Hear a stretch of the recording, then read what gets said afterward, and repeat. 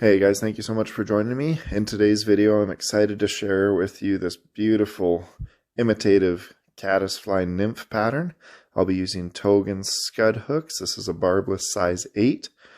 None other than Semperfli's Nano Silk in 12/0 or 50 denier. For the body of this, one of my favorite materials, Semperfli's Kapok Fusion UV dubbing. This stuff is UV Caddis green. I'll be wrapping it with uni mylar using a brown and black Sharpie, adding some Arizona Diamond Dub dark chocolate for the thorax, some knotted crane fly legs. These were from Semperfli. Togens Grizzly Hen saddle hackle. This is gold color, and some bronze mallard flank for the antenna. So I'm excited to share this pattern with you for a multitude of reasons, but current time of year for me, it's mid-August. A lot of our local lakes have this prominent caddis emergence happening right now. So these caddisfly nymphs, they'll spend a lot of their time subsurface, and then in the evening you get a lot of the caddis hatch, the streaking caddis hatches. The fish go crazy for these things. I wanted to showcase this Semperfli Kapok Fusion UV dubbing. So this stuff's actually what they used to make life jacket insulation, the floatant in the life jackets from. Super, super buoyant stuff. I use this Kapok for all my dry flies when I want to make sure that they're riding top surface.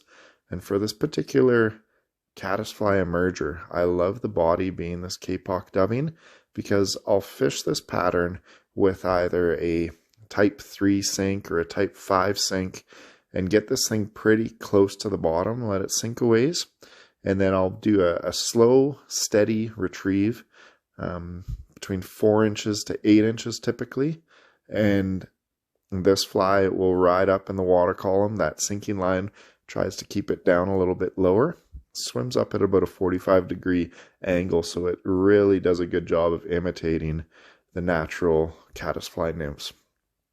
So get that dubbed in.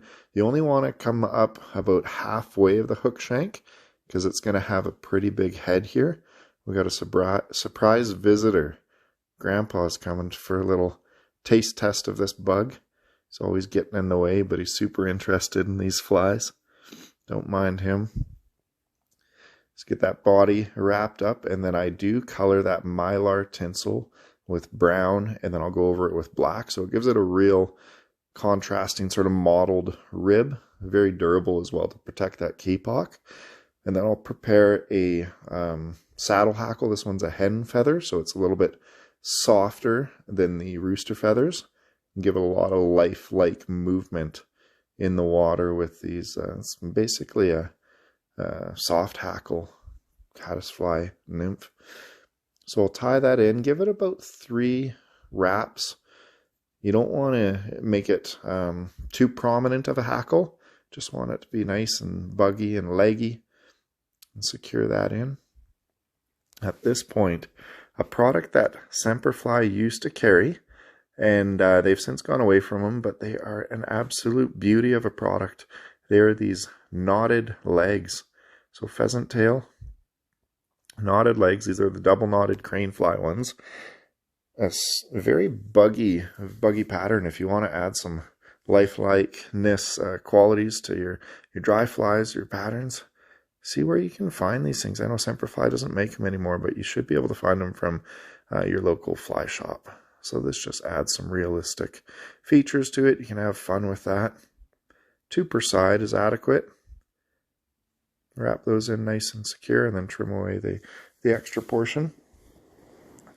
At this point, I'm going to grab a mallard flank feather. All you need is 2 of these fibers. They are very durable, and you'll want to position them on either side of your fly.